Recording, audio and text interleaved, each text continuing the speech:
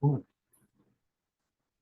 we're moving on to chapter 19.4, the obstacles to peace.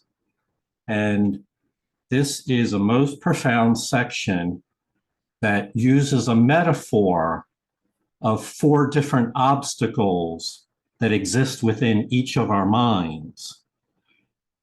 Here's the idea that within every soul, there's an inner peace that functions like a lighthouse within you that shines continuously. And this light of peace seeks to enter your conscious mind, but as it does, it encounters obstacles of the ego. These are thoughts and feelings which oppose peace. These are false programs which are usually unexamined and unknown to your conscious mind. And through them, the ego blocks your ability to experience peace and happiness, and instead threatens you with guilt, pain, death, and fear. And yet, we are not the victims, for we hold the power to change our mind. And in the next several sessions, we'll examine these obstacles to peace, and with our new understanding, learn that we can overcome them. Welcome to Miracles on High Plains. I'm your host, Jonaca, and today our reader is Julie C.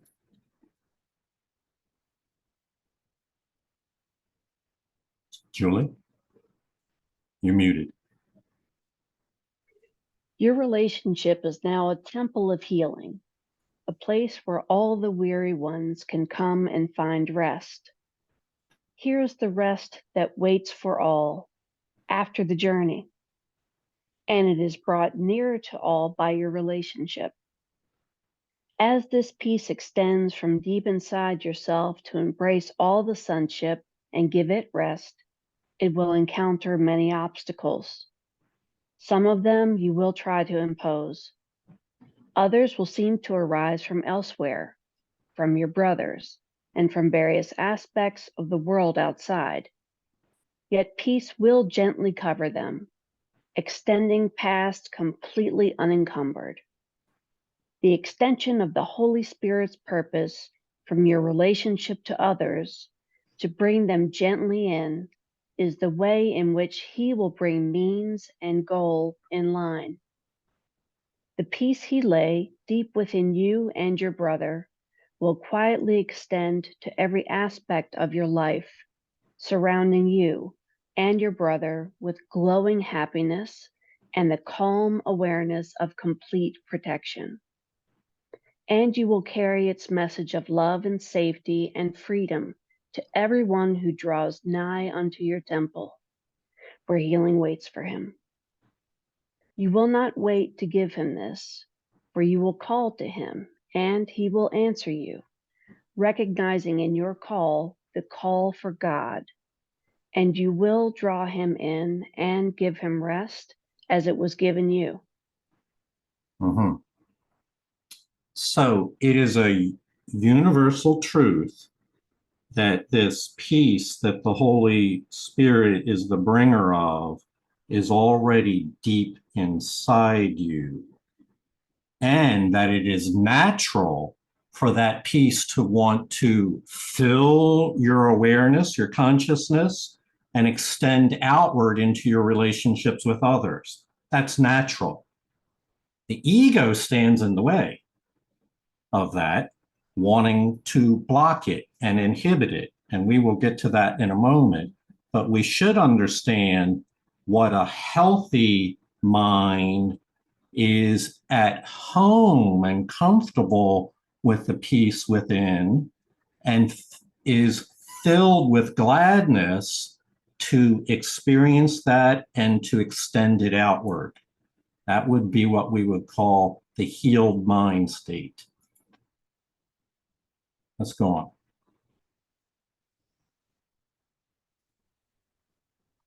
All this will you do, yet the peace that already lies deeply within must first expand and flow across the obstacles you placed before it. This will you do, for nothing undertaken with the Holy Spirit remains unfinished. You can indeed be sure of nothing you seek outside you, but of this you can be sure. The Holy Spirit asks that you offer him a resting place where you will rest in him. He answered you and entered your relationship. Would you not now return his graciousness and enter into a relationship with him? For it is he who offered your relationship the gift of holiness, without which it would have been forever impossible to appreciate your brother. So there's a guarantee here that says nothing undertaken by the Holy Spirit remains unfinished. You can indeed be sure that this peace placed within you has a long-term purpose, and that is to extend and be shared. And so when we get into the obstacles in a moment, realize they are just temporary means of delaying the peace and attempting to detour it, but they are not permanent. They are easily removed when you become conscious that you no longer will allow them to interfere with your peace. So it's a guarantee of the Holy Spirit that the peace within will be shared throughout your relationship with all creation. And this will finish the introduction. The gratitude you owe to him, he asks but that you receive for him. And when you look with gentle graciousness upon your brother, you are beholding him. For you are looking where he is and not apart from him. You cannot see the Holy Spirit, but you can see your brothers truly. And the light in them will show you all that you need to see. When the peace in you has been extended to encompass everyone, the Holy Spirit's function here will be accomplished. What need is there for seeing then? When God has taken the last step himself, the Holy Spirit will gather all the thanks and gratitude that you have offered him and lay them gently before his Creator in the name of his most holy Son. And the Father will accept them in his name. What need is there of seeing in the presence of his gratitude? Mm-hmm. So a moment ago, we spoke about the guarantee of the Holy Spirit, that peace would be extended. Well, the outcome of that in the long run will be that through you and through everyone else, peace will be extended to encompass everyone. That's the vision. You can think of it as in future time. That would be one way to think of it. But in truth, it's possible right now. But that's the outcome to which the Holy Spirit is driving. The evidence in your own life that this is happening is right here. When you can see your brothers truly, and you can recognize the light in them, so to speak, recognize that the Holy Spirit dwells within them and guides in them in the same way that it guides everyone else. You see your brothers truly, and recognition of this light in them will show you all that you need to see. Pause on that for a moment. The evidence that the peace is flowing from you to others is that you recognize it in others. And in so recognizing light and peace in others, then you have the now confirmed everything necessary for you to see. So that's the vision. That's the plan that the Holy Spirit is dedicated to. And this extends beyond this lifetime. This is not measured in the next 30 or 50 years. It's however long, it's according to your willingness to choose when it takes. So what we're going to do now is shift and focus on the obstacles the ego imposes in the way to this vision. And it takes the form of 4 obstacles. We'll look at one today, one tomorrow, one the next day, and finish up. Let me just say one thing about this. These obstacles are largely unconscious. To most individuals, they're unconsciousness. They appear like shadows in the far corners of your mind, where the ego has inhabits all by itself. And so the ego does not welcome examination of these ideas. This is not something that it feels comfortable with. And to you, it can feel like you're entering into an unexplored cave where it's dark and unknown and uncertain. And that's the way, if we did not have the Holy Spirit as a guide, it would feel that way. But gladly, with the Holy Spirit as our guide, we can trust her to be competent. She knows the territory, and she is here to support our unearthing these unnecessary obstacles. Okay, the first obstacle. The first obstacle that peace must flow across is your desire to get rid of it, for it cannot extend unless you keep it. You are the center from which it radiates outward to call the others in. You are its home, its tranquil dwelling place from which it gently reaches out, but never leaving you. If you would make it homeless, how can it abide within the Son of God? If it would spread across the whole creation, it must begin with you, and from you reach to everyone who calls, and bring him rest by joining you. Why would you want peace homeless? So the author here maintains that these are universal obstacles existing in all countries, in all periods of time, in all civilizations. The labels and the symbols of words that are used may differ from nation to nation and time period to time period, but essentially it's the idea of not wanting peace. Peace not welcome in my mind. I would prefer the alternative to peace.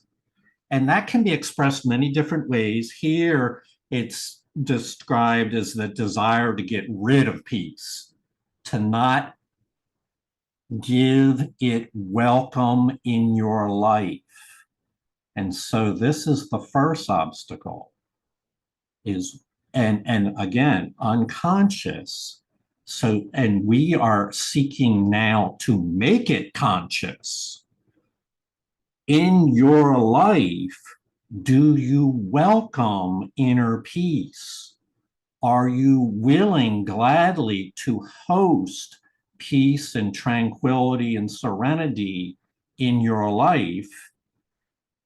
And the opposite of that, what are the times where you seek out the alternative or the opposite, which we'll get to in just a moment? All right, let's take a comment. Sandra? For me, the integration of the Holy Spirit, because every time I was judging, I certainly wasn't at peace. I was not peaceful at all. I was in unrest. But integrating the Holy Spirit into that equation and turning it over every time I started to judge, I began to feel more peaceful, particularly in the unknown, because it's one thing to turn it over because I can tell that I got to turn it over because I'm judging, but the peace that I get from turning it over and moving on, once I've turned it over to the Holy Spirit, I can move on to something else because I know I have faith and trust that the Holy Spirit will guide me, will give me the answer at some point. My job is just to turn it over. So once I turn it over, I'm able to be at peace with the unknown instead of being frightened of the unknown. I'm complete. Mhm. Thank you. Okay, so would you want peace to be homeless? Julie, you're muted. Why would you want peace homeless? What do you think that it must dispossess to dwell with you? What seems to be the cost you are so unwilling to pay? The little barrier of sand still stands between you and your brother. Would you reinforce it now? You are not asked to let it go for yourself alone. Christ asks it of you for himself. He would bring peace to everyone.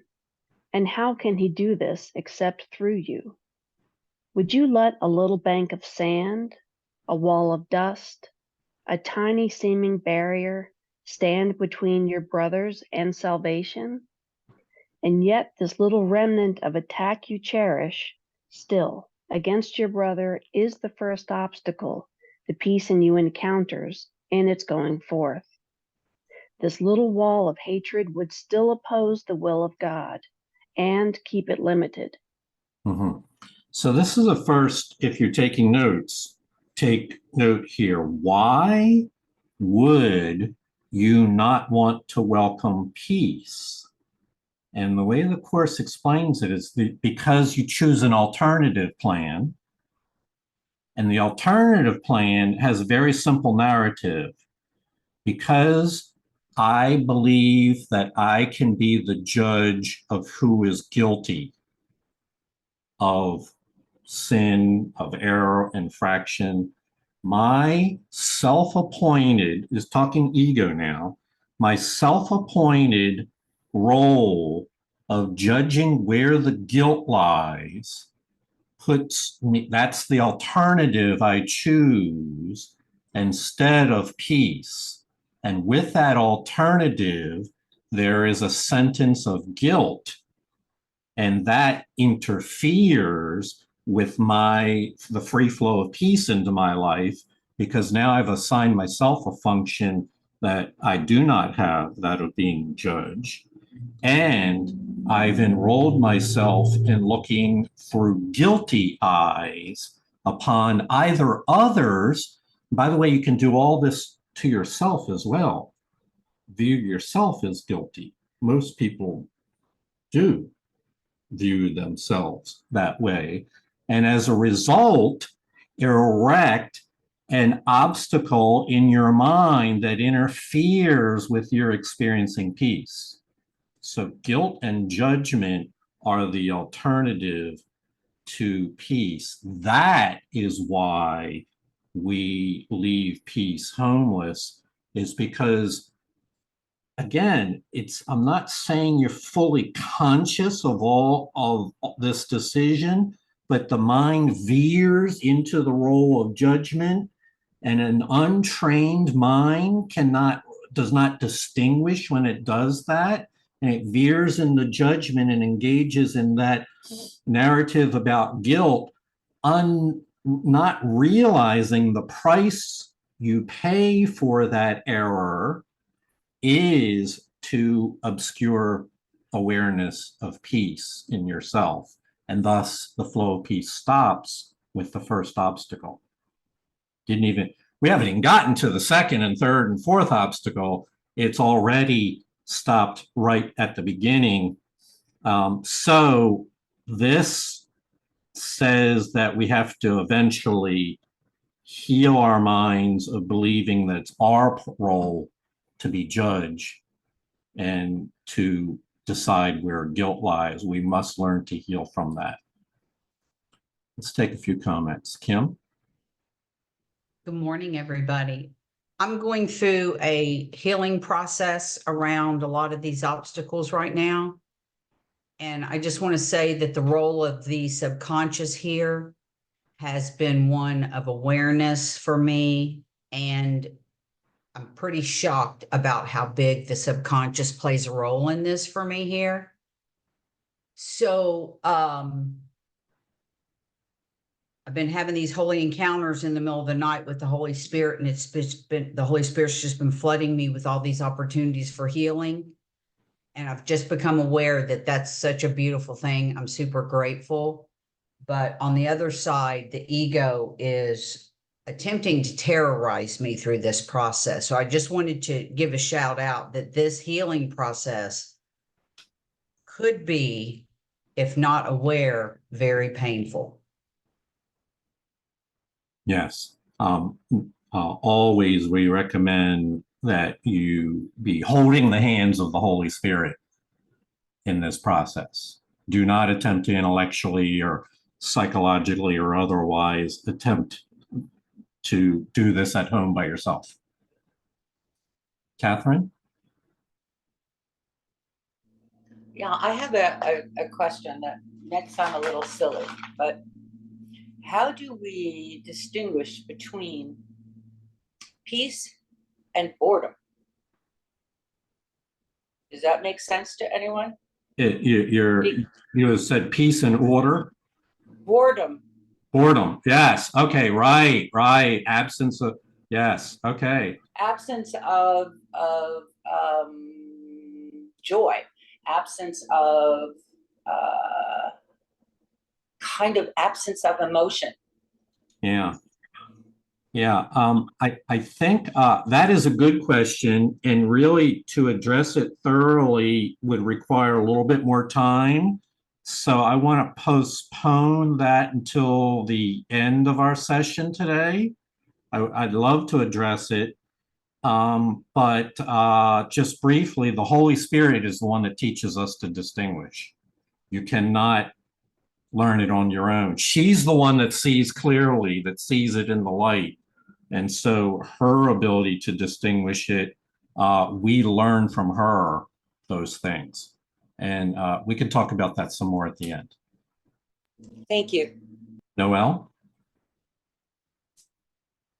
One of the things that gets in my way to peace is the yes, but. So let's say I affirm I could see peace instead of this, which is today's lesson, as Sandra pointed out. Yes, but there's this, wrong. And so I know that's the ego trying to get in my way, but it's often very, very strong. Sometimes I have to shout aloud or internally. So that's really helpful, Noelle, because you're right there against the obstacle. There's part of you that wants peace, and you're also alert enough to recognize there's a contrary voice that says, but all these other things. And this can be feel very uncomfortable for miracle students because you're caught between two voices and two choices. And so you're describing that very well. We all need to get to that place where we distinguish between the two voices and know that ultimately it comes down to what do you want most for yourself. You get to choose. In all these instances, it's our choice that will prevail. All right, two more comments and we'll go on. Julie? Hi.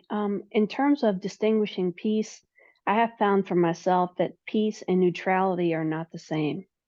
I have found for myself that peace is an intensely joyful state.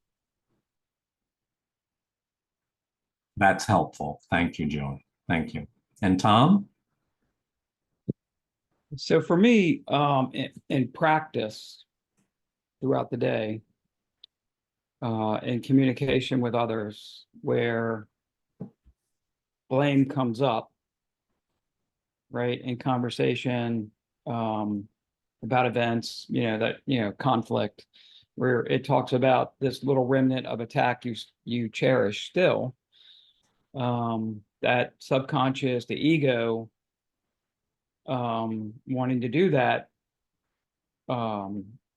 educating why you're right, and judging their actions.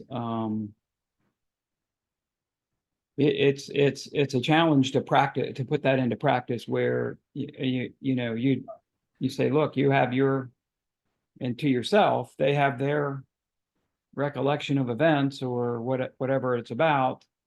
I just need to look at myself and not even judge myself in what went on, to avoid that little remnant of attack that will become a big remnant of attack and just unwind on you. Yes. Yeah, that's helpful, Tom. You said I need to look at myself. Of course, we'd say our first responsibility and only responsibility is to accept atonement for ourselves. And only then can we be of any help at all. And that involves, as you said, not attacking yourself, not judging yourself. That's very helpful. All right, we're going to go on just because I promise you there's a lot still ahead, and we'll open the floor for comments after a few more paragraphs. The Holy Spirit's purpose rests in peace within you, yet you are still unwilling to let it join you wholly. You still oppose the will of God just by a little, and that little is a limit you would place upon the whole. God's will is one, not many. It has no opposition, for there is none beside it. What you would still contain behind your little barrier and keep separate from your brother seems mightier than the universe, for it would hold back the universe and its creator. This little wall would hide the purpose of heaven and keep it from heaven. This dovetails so well with what Noelle was describing as the part of her wants to go forward and another with peace, another part that says but. Describes it so clearly, and it would describe is there's still some unwillingness in your mind that would not join with peace entirely, but still a counter narrative that is viewed as opposition. It still opposes the will of God just by a little. And so off the record here, 90% of your being is already safely in the hands of the Creator and of Spirit. But there's this part that is very aware of this world and all the chaos and judgments and guilt of this world. I'm just making up numbers. 10%, that little part is the part that holds us back.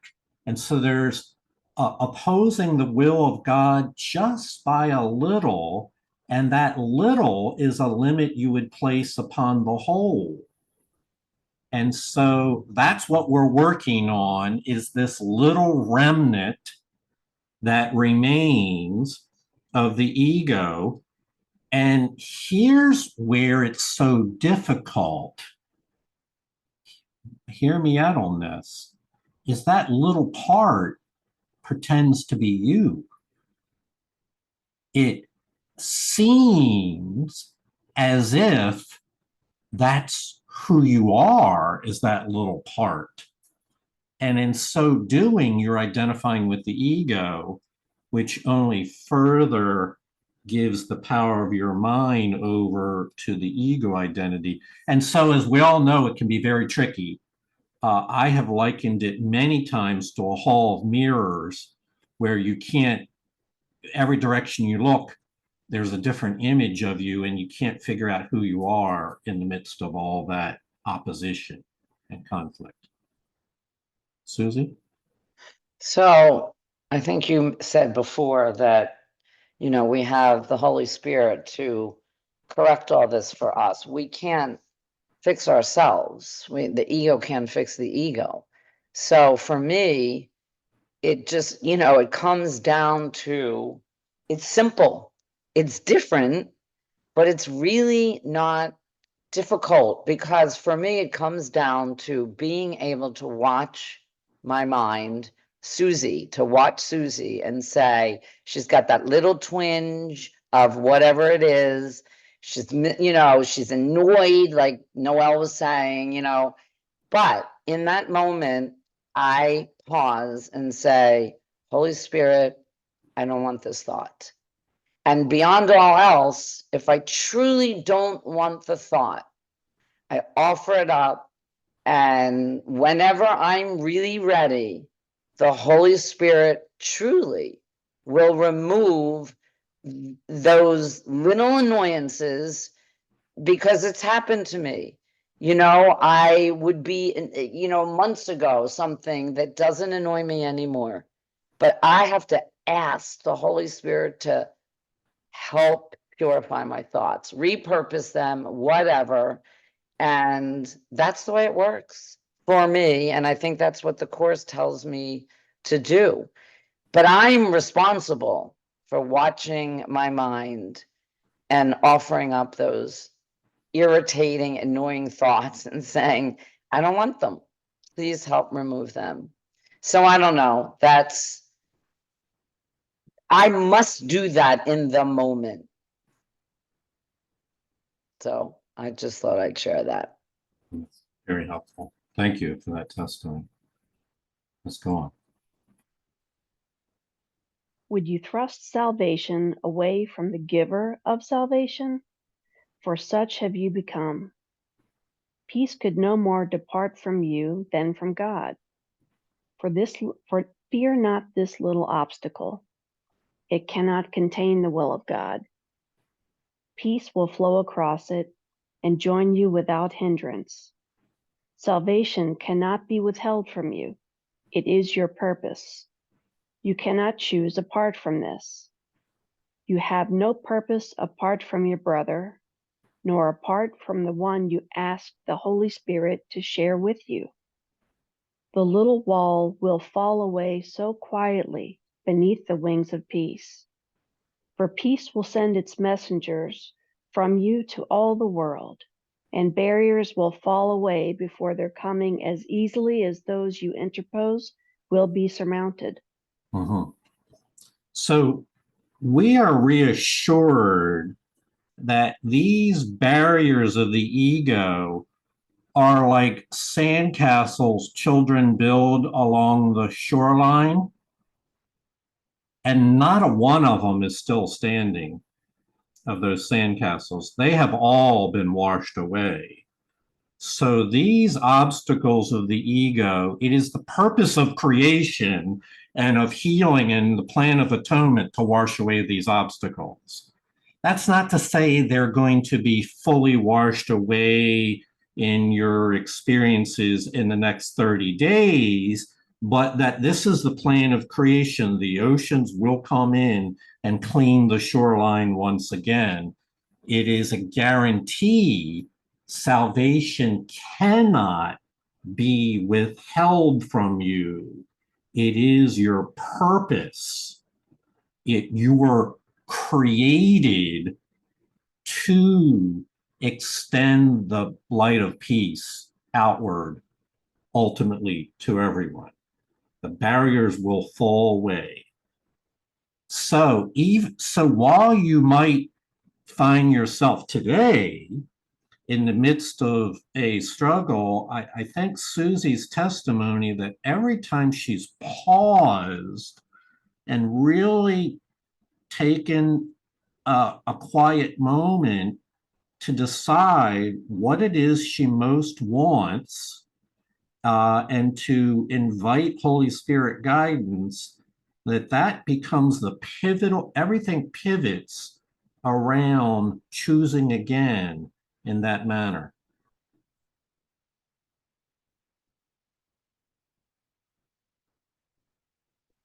To overcome the world is no more difficult than to surmount your little wall. For in the miracle of your holy relationship, without this barrier is every miracle contained. There is no order of difficulty in miracles, for they are all the same. Each is a gentle winning over from the appeal of guilt to the appeal of love. How can this fail to be accomplished wherever it is undertaken? Guilt can raise no real barriers against it, and all that seems to stand between you and your brother must fall away because of the appeal you answered. From you who answered, he who answered you would call. His home is in your holy relationship. Do not attempt to stand between him and his holy purpose, for it is yours. But let him quietly extend the miracle of your relationship to everyone contained in it, as it was given. Mhm. So let's go back to that situation that a few people have shared where you're right in the middle of it when your heart desires peace and there's a little part of your mind that's got an alternative plan that's saying, but you could be doing other things with your time now. And so you're right in the middle of that. And the ego would have you believe that that's an insurmountable moment, that it's too much. But the Course teaches that there's no order of difficulty in miracles. They're all the same. That's the truth. That is the universal truth.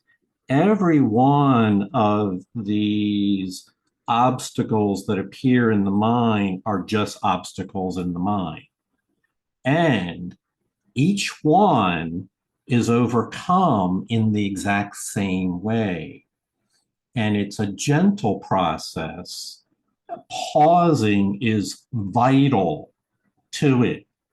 To pause and turn fully to the Holy Spirit, inviting and welcoming her, gentle healing process that allows whatever thought about guilt was in your mind a moment ago to dissipate and be exchanged for the appeal to love. This is the art of miracles. This is an art that is not intellectually learned. Art is learned by practice. The workbook lessons are the practice manual for this art. And the more you practice it, the more comfortable and familiar you get with it as a technique of letting go that little remnant of opposition, which would veer towards deciding who's guilty. You learn to let that go because you really would much rather be healed and whole and let the Holy Spirit solution take its place. So we're going to skip the next few paragraphs, mainly because of time and being able to focus elsewhere. So Julie, we're going to go on to what is labeled as paragraph 7, which begins the little insane wish. The little insane wish to get rid of him whom you invited and push him out must produce conflict. As you look upon the world, this little wish, uprooted and floating aimlessly, can land and settle briefly upon anything, for it has no purpose now.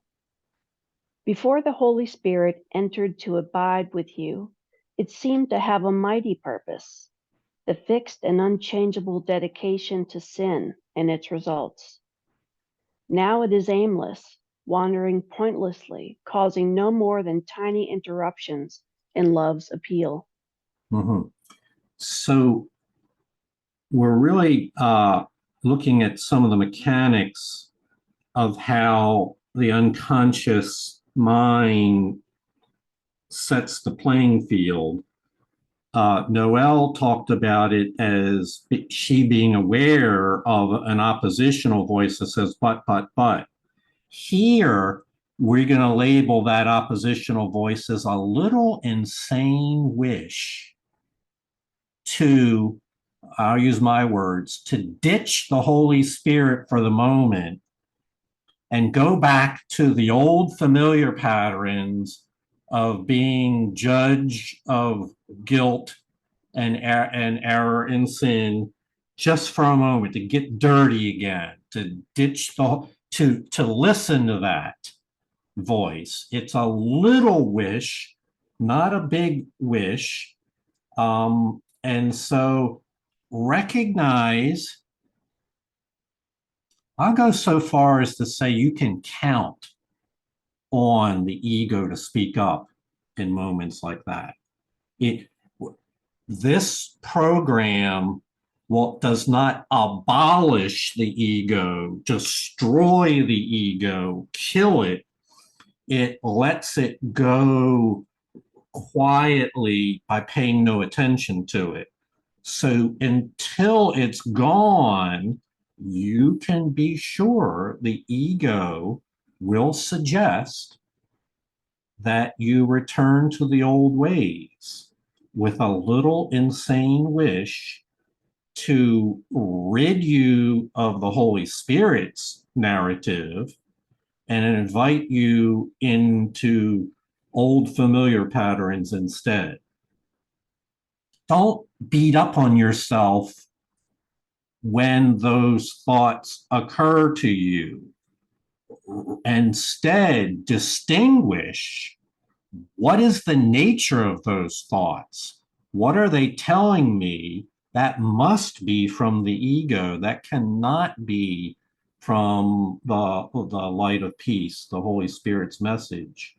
And then once you distinguish it, you can make a clear choice as to which one in that moment to align yourself with. So we're going to skip the next paragraph and then move on to the other aspect of these obstacles. And I need to introduce this. There's 4 obstacles, as we said. And each one of them is an ego miscreation. You can think of these obstacles as filled with graffiti that is authored by the ego. Like, get rid of peace. Back to the old ways.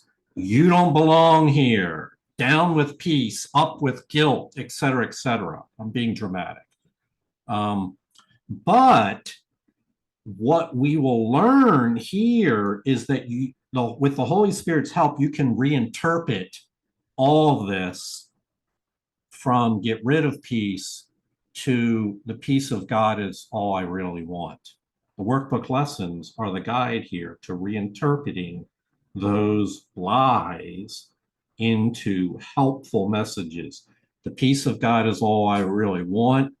I see the world as innocent, not as guilty, but as innocent.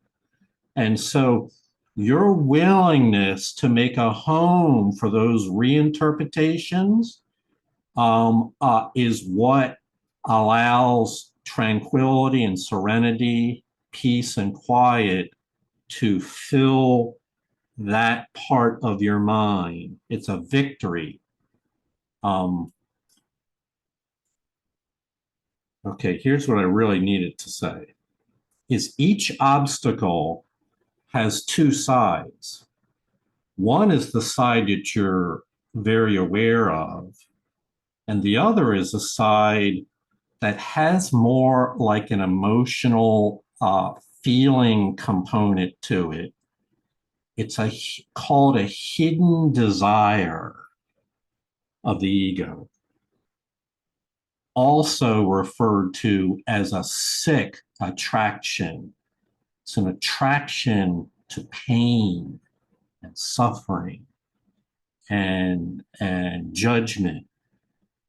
It's a disordered attachment, and they can arise in these moments of choosing.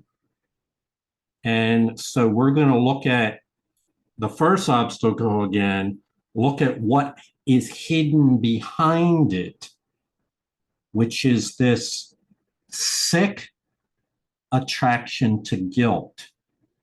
It's an ego-based attraction that would love to be in guilt.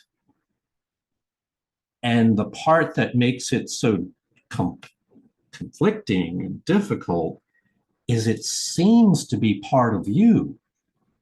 It seems to come, you can't tell at first until you learn to distinguish, it seems to come from your own mind. And so there's an identity confusion that comes about. The Holy Spirit's role is to help us distinguish these two different voices that have two entirely different agendas, and then choose again. So the attraction of guilt hides behind the first obstacle. The attraction of guilt produces fear of love, for love would never look on guilt at all. It is the nature of love to look upon only the truth, for there it sees itself, with which it would unite in holy union and completion. As love must look past fear, so must fear see love not. For love contains the end of guilt as surely as fear depends on it. Love is attracted only to love. Overlooking guilt completely, it sees no fear.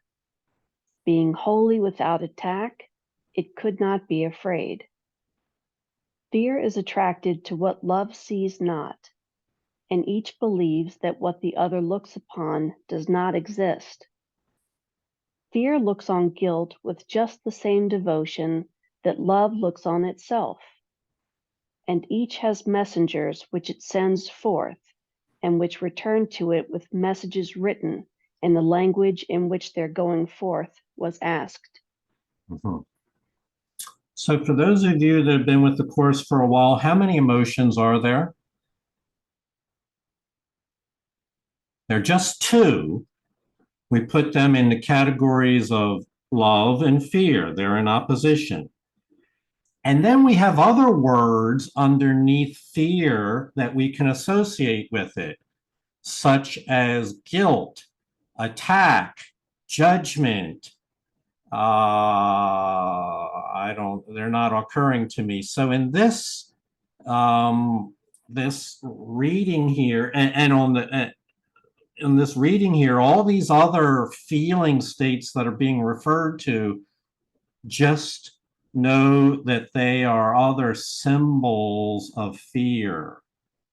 And so it's not, so this greatly simplifies, this goes back to Catherine's question about distinguishing between peace and boredom. Once you realize there's only two categories, that simplifies the distinctions, because I trust you can feel, Catherine, the difference, what feels good and what does not feel good.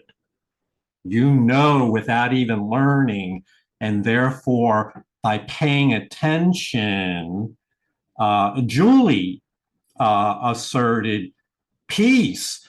Really, these weren't her words, but she said it really feels good. It's a great state. It's not at all like boredom and emptiness and not have, it's qualitatively different. And so learning to pay attention to your feelings is one of the quickest guides you have for distinguishing there. And this is something people already do, but they don't always pay attention. Everybody has the feelings, but they don't always pay attention long enough to distinguish them. Here's what we're being asked to notice is that these feelings send forth messages. So this is going to be a theme we're going to carry out. Your fearful feelings will send forth messages in your mind that may say things like, you got to protect yourself. Watch out for that other person. Or this is no fun. Let's get out of here. It will send forth messages that are based upon the fear, and an untrained mind will not know how to respond to all that and will think that those messages from fear are the best idea you can come up with and respond to that. Whereas a trained mind will recognize that there's only these two categories and recognize when you're in a fearful state and not invest in the messages that come from fear. Having said that, love also sends forth messages. And those messages are qualitatively different. They are written in the language in which the emotion asked for those messages. So if you're in a state of love, it will produce messages such as, this is what peace feels like. I feel united and at peace with others. Thank you. I feel blessed to be here with these people in this moment. It has messages as well. Okay, take a comment from Susie. I just want to tell I'll make it really quick. Yesterday I was playing cards, and the bunch of women, and we were in the card room, and a woman came over and started yelling at our table because we were being too loud and blah, blah, blah, blah, blah. And the three other girls were just appalled and upset and, mad. And I said to all of them, we could see peace instead of this. We don't know what's going on with that woman, and we could just send her some love. Now they all looked at me like I was a bit crazy, but that's exactly what you're saying. My mind is not trained so much. I'm certainly no enlightened master, but my mind is not trained so much to automatically see fear and divisiveness and hate and whatever. And even if it's just like the pebble in the pond, maybe it sends like, oh, someone else says we could see peace instead of this, and that's a great example, because in the past I would have attached myself to my ego thinking too. And now that's not going to get me anywhere. It's but myself that I crucify. So it's really so true. The condition of our internal self, anyway, that's why I keep saying, I just offer up all my, fear thoughts to the Holy Spirit to have them change. I can't do this on my own. Would never say, oh, come on, you guys, we could see peace instead of this, unless I was truly doing the lessons and came to the point that beyond all else, I just want to be peaceful, because it's such a more, as was mentioned before by Julie, it's a joyful state. It's not an angry state. And it really is so much more better. So anyway, thought I'd share that. Thank you. Noelle? Thank you, Susie. That brings to mind that you didn't engage to feed the fire, but you let it go, however the other women responded. And it also relates to me with Jonaca's earlier comment that with the ego, we don't have to fight it, but just gently let it go. Mhm. That's like turning the other cheek. We're not engaging. We're not agreeing to fight. So the other, whoever or whatever it is, has nothing to fight against. And that's probably the most effective way of turning to peace. That's beautiful. Give the ego nothing to fight against. Because it loves a good fight. It would have you busy years and years of your life in a good fight. Don't give it that opportunity. Very good.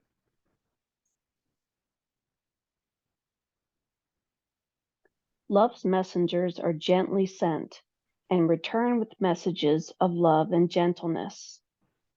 The messengers of fear are harshly ordered to seek out guilt and cherish every scrap of evil and of sin that they can find, losing none of them on pain of death and laying them respectfully before their Lord and Master.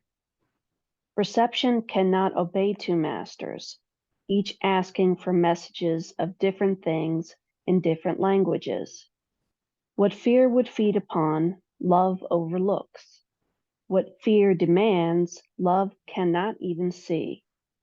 The fierce attraction that guilt holds for fear is wholly absent from love's gentle perception. What love would look upon is meaningless to fear and quite invisible. Mhm. So for those of you who are looking for a way, how do I apply what we're talking about today to your life? This is the access point, is pay attention to the messages. It's a form of mind watching.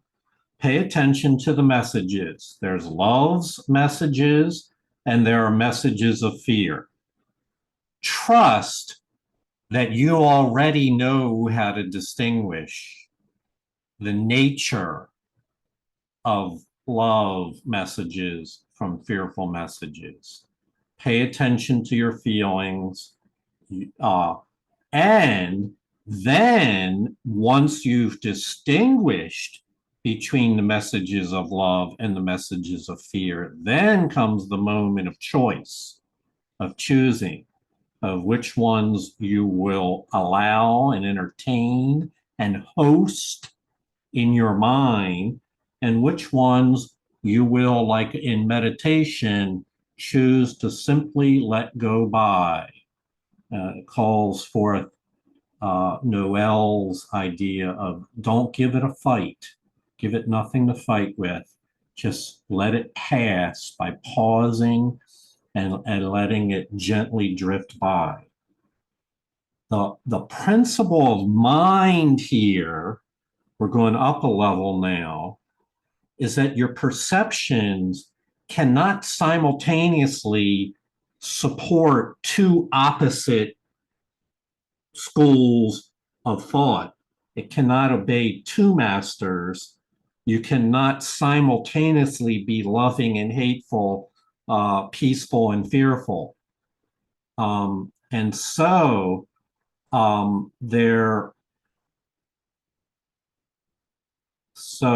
what do we need to recall is, yes, there is graffiti that the ego has written on the backside of this obstacle that says, wouldn't guilt be lovely?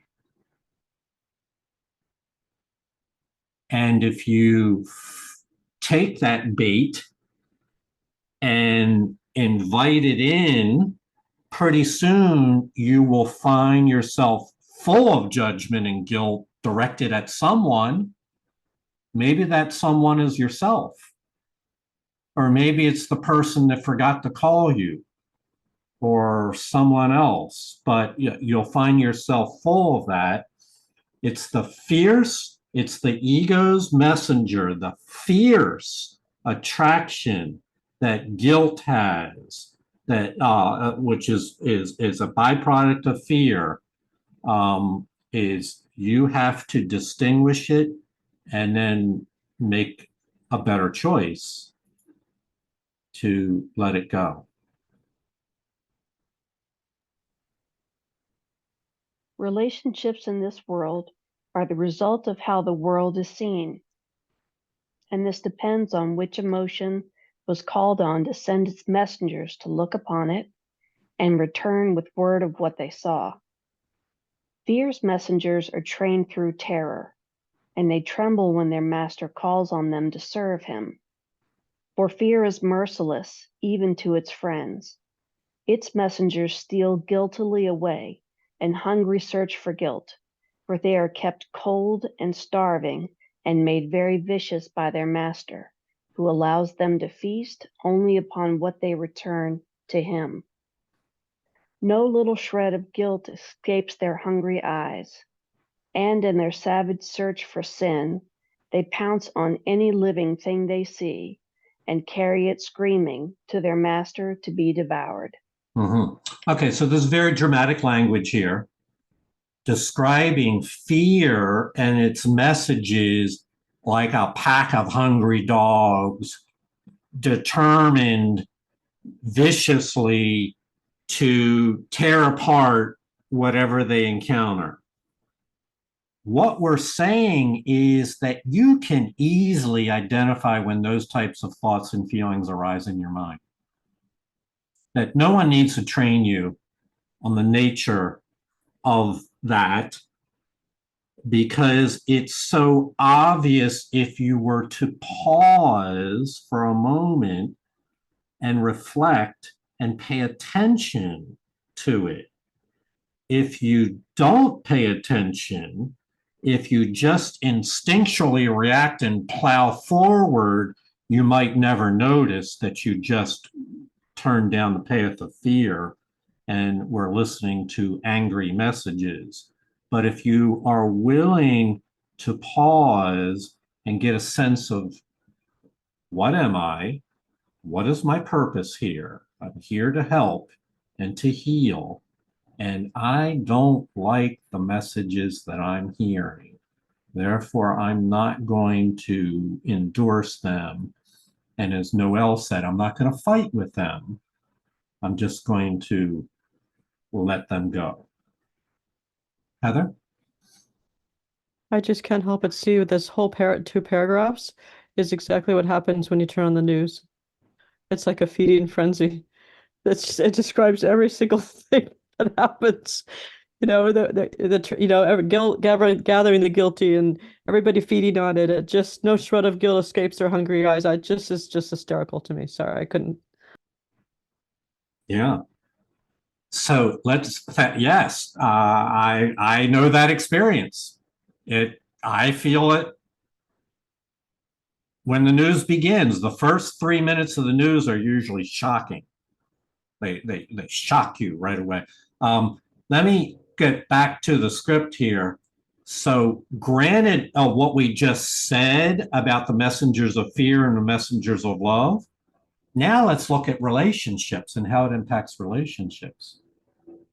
Because the relationships in this world are a result of how the world was seen, which depends on which emotional state you have welcomed and are harboring in your being.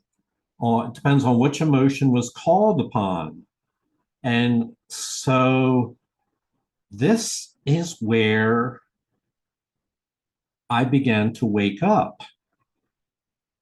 I realized that I was calling upon guilt and fear when I watched the news.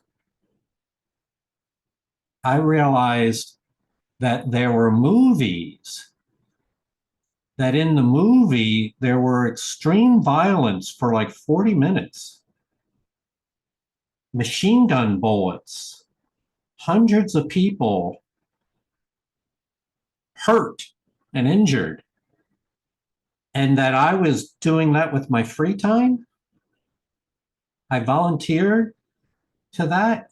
Which emotion was called on, did I call on for messages?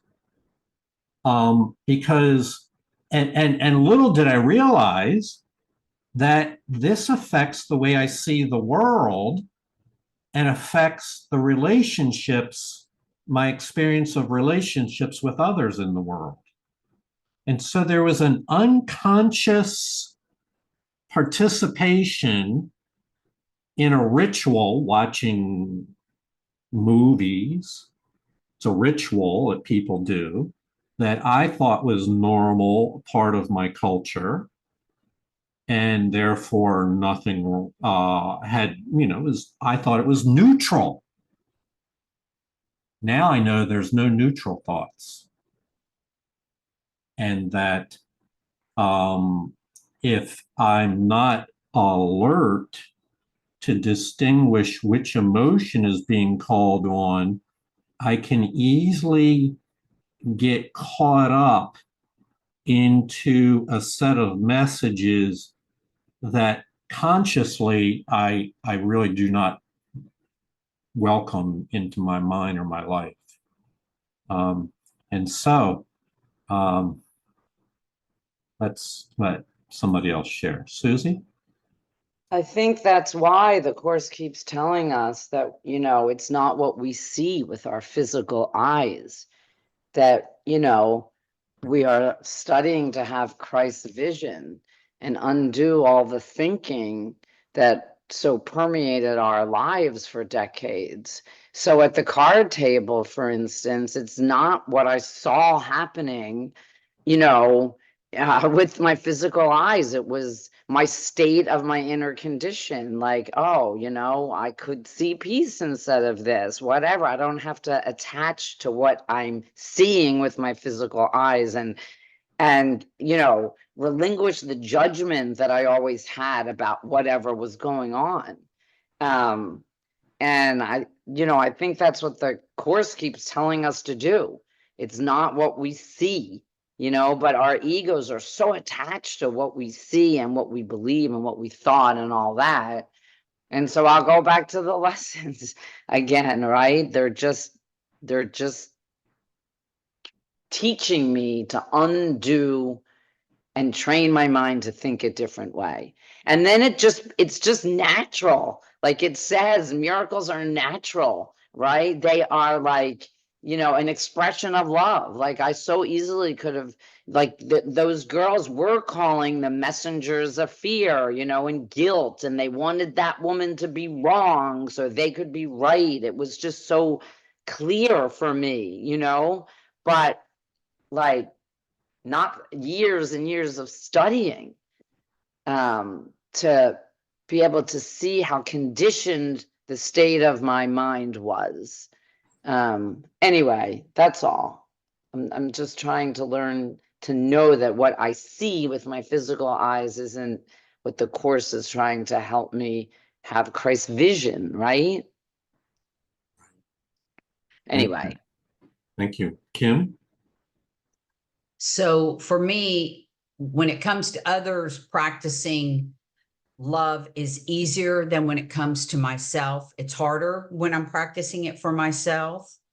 And so I just wanted to say that there's no spiritual bypass. So when these things come forth about me and my subconscious, I'm beginning to be grateful for that versus, oh my God, here those feelings come again. Thank you.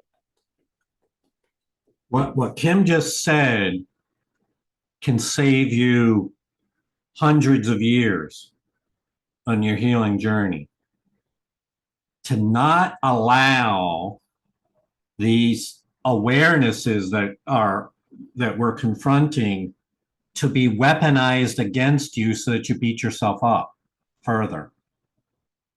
To instead view this as an opportunity to heal and therefore be grateful that it's no longer being stored in the corner of your mind, that you now have a chance to get rid of it. And what a healing opportunity. What would you rather do? Carry it for another decade or have it come up and get rid of it? And the reason why it's important is because the ego will attempt to attack you for looking at these things and make you feel self-judgmental. Tom spoke about this, about judging myself. You careful, watch that, and instead be grateful for the opportunity to heal. It's really important. Noel? Relating to what you said a little while ago, I recognize how important it is to be judicious in what I let into my physical eyes and my mind, whether it's so-called real news or a movie, or like in Susie's case, the outburst of that woman, or any other thing in a relationship. Why subject myself to the need for more work? That's a very rational way to look at it. Why would I want to hurt myself further? Felicia? Yeah, just right quick. You know, if I see something wrong in another person, I'm looking at myself, because we're all fragments of one.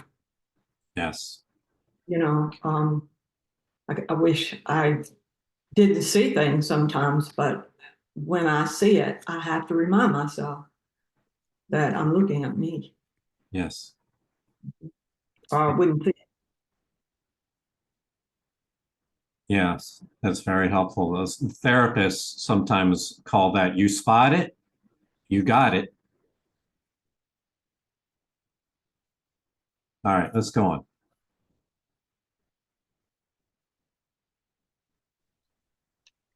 Send not these savage messengers into the world to feast upon it and to prey upon reality. For they will bring you word of bones and skin and flesh. They have been taught to seek for the corruptible and to return with gorges filled with things decayed and rotted. To them such things are beautiful, because they seem to allay their savage pangs of hunger. For they are frantic with the pain of fear, and would avert the punishment of him who sends them forth by offering him what they hold dear. The Holy Spirit has given you love's messengers to send, instead of those trained through fear. They are as eager to return to you what they hold dear as are the others. If you send them forth, they will see only the blameless and the beautiful, the gentle and the kind. They will be as careful to let no little act of charity, no tiny expression of forgiveness, no little breath of love escape their notice. And they will return with all the happy things they found, to share them lovingly with you. Be not afraid of them.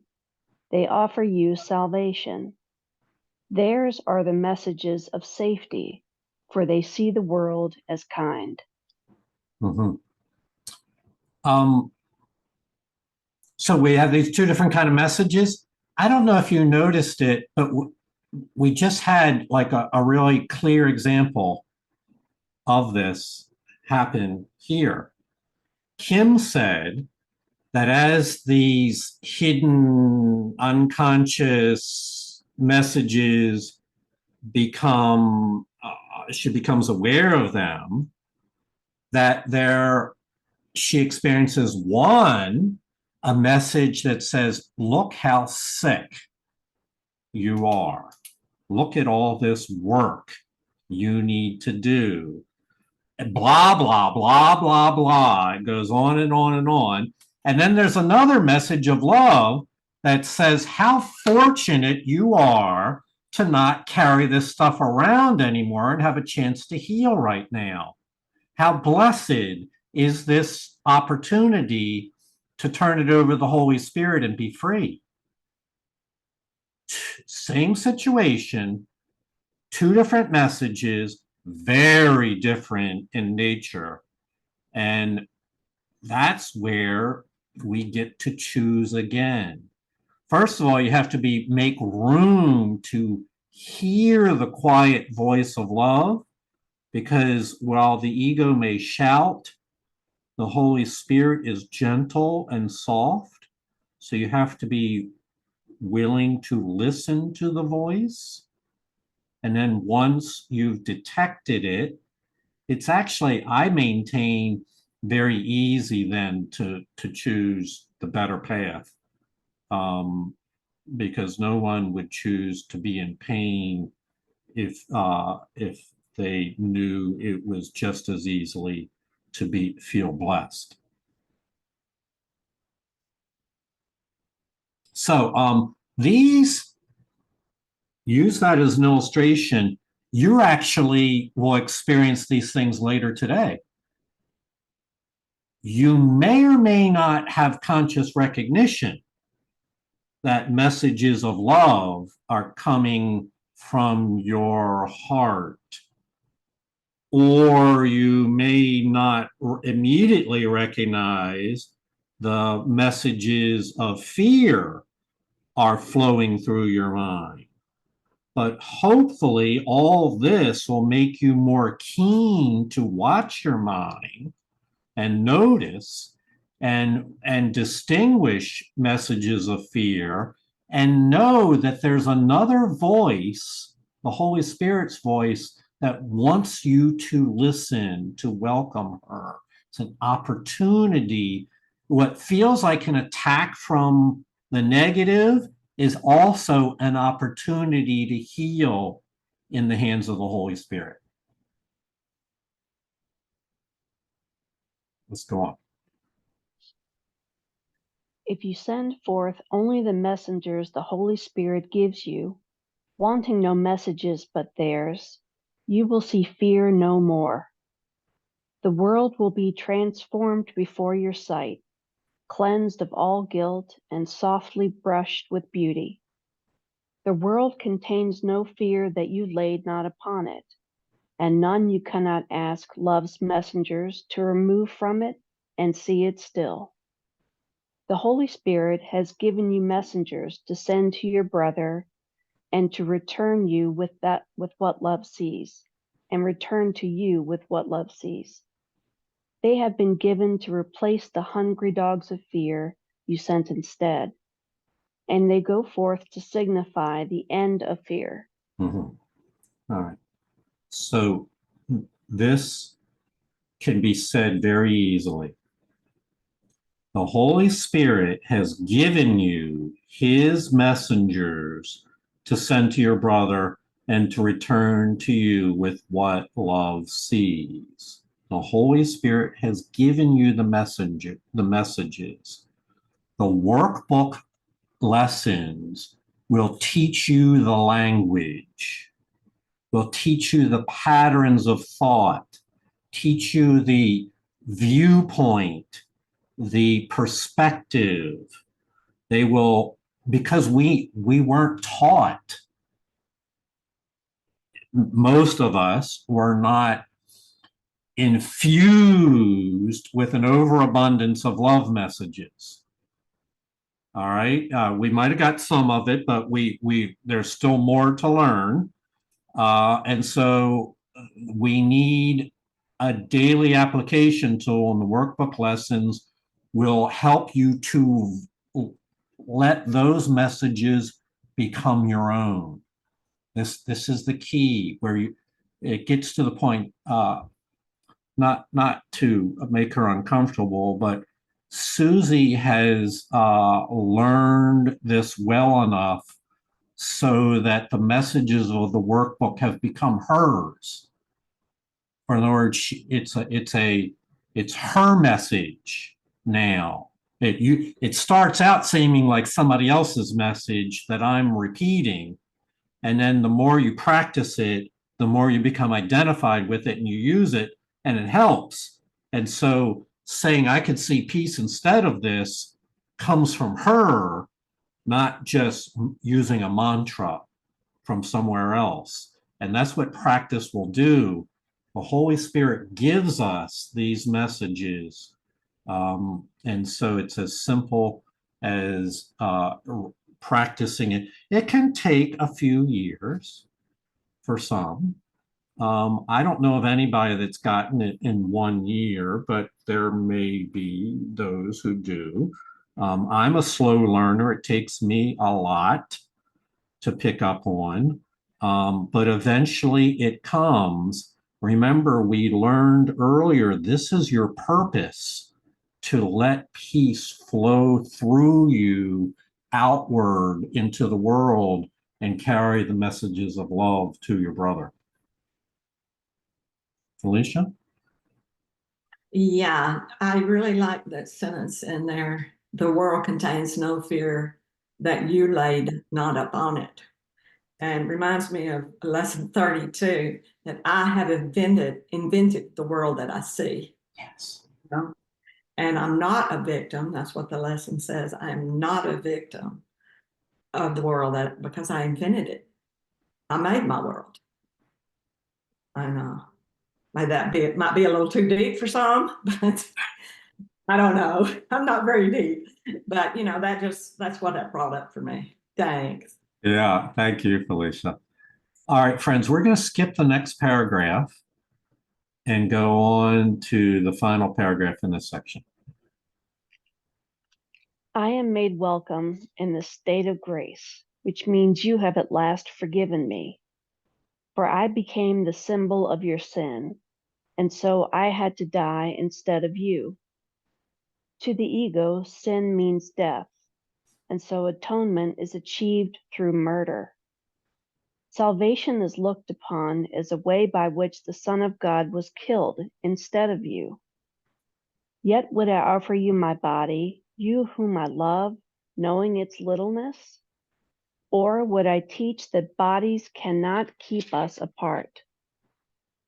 Mine was of no greater value than yours, no better means for communication of salvation, but not its source. No one can die for anyone, and death does not atone for sin. But you can live to show it is not real. The body does appear to be the symbol of sin, while you believe that it can get you what you want. While you believe that it can give you pleasure, you will also believe that it can bring you pain. To think you could be satisfied and happy with so little is to hurt yourself, and to limit the happiness that you would have calls upon pain to fill your meager store and make your life complete. This is completion as the ego sees it, for guilt creeps in where happiness has been removed and substitutes for it. Communion is another kind of completion, which goes beyond guilt because it goes beyond the body. What a profound statement. For guilt creeps in where happiness has been removed and substitutes for it because you were unconscious and drifted in to that state and allowed it to remain in your mind. An untrained mind can accomplish nothing. So this last paragraph, we're going to wrap it up here in a minute. This last paragraph is a preview of what is to come, and I want to illustrate it in a visual context here. So we're talking about a series of obstacles that begins with the peace within you and is attempting to fill your conscious mind and then be extended outward to everything. The first obstacle is a fear of peace, the desire to get rid of peace. And it has attached to it a sick attraction to guilt. It's the ego's love of keeping guilt around. And it does that by helping, making you believe that judgment is your function, that you have a right to be the judge of others and of yourself. It goes on to subsequent obstacles. So if peace does make it past the first obstacle, it will encounter 3 more obstacles, which we will cover in future sessions. That has to do with the body. It has to do with the death of you, and ultimately has to do with an illusion of the fear of God, the idea that God himself should be feared. After all, he's pretty mean. So all these are obstacles. Behind each one of them has a sick attraction to an emotional state that will send out messages in your mind without your fully realizing that that's what you're engaged in. So this whole section on the obstacles of peace is inviting you to look deeper into the hidden corners of your past learning, your unconscious, that has become unconscious, and to not judge yourself, going back to what Kim illustrated, to not then allow that, what you find, to be weaponized against you by judging yourself, but instead see it as an opportunity, as a opportunity for healing and a blessing to not have to carry this any further and to be free. Because on the goal here is creative union with all creation, union with the holy presence, union with love and life. That is the goal.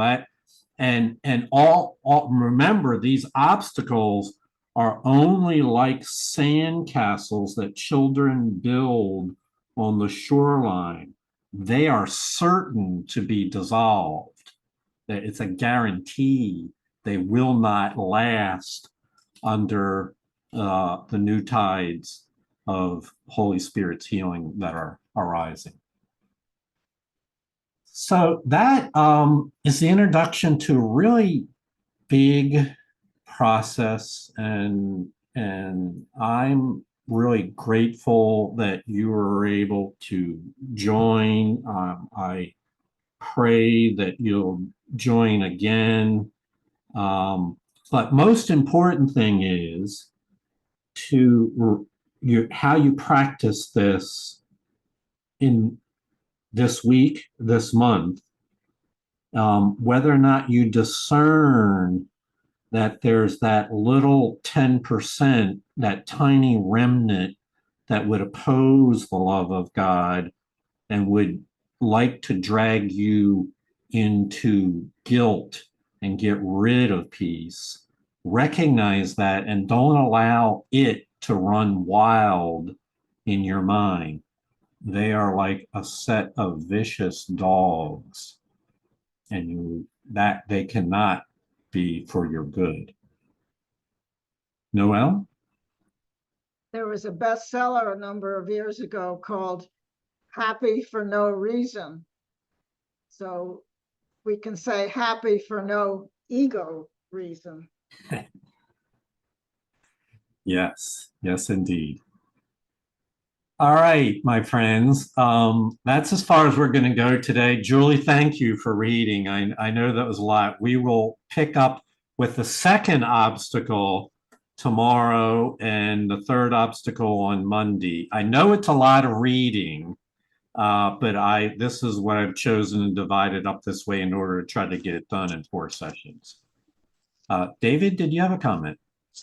No, I just thought this was such a great session. And Julie, thank you so much for reading. I didn't have to do anything other than to listen and learn, and it was wonderful. Thank you. All right. Thank you all. And thank you all for your contributions for today. Namaste. Thank you, Jonaca. Namaste. I love you all. Thank See you Namaste. tomorrow. Thanks, everyone. Thank you all. See you Thanks, tomorrow. Jules. Beautiful See you day. tomorrow. Welcome. Namaste. Be blessed. Tom, thanks for coming by. Oh, you're welcome. It was a pleasure. I enjoyed it. Thank you. Great.